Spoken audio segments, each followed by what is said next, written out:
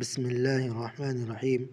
حضور صلی اللہ علیہ وسلم کا ارشاد ہے کہ بہت سے روزہ رکھنے والے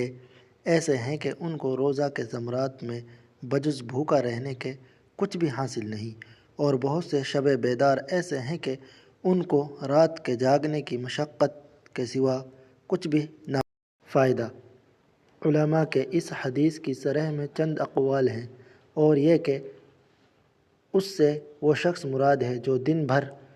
روزہ رکھ کر مال حرام سے افطار کرے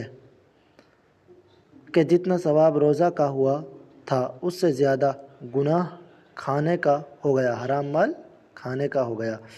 اور دن بھر بھوکا رہنے کے سوا اور کچھ نہ ملا۔ دوسرا یہ کہ وہ شخص مراد ہے جو روزہ رکھتا ہے لیکن غیبت میں بھی مبتلا رہتا ہے، جس کا بیان آگے آ رہا ہے۔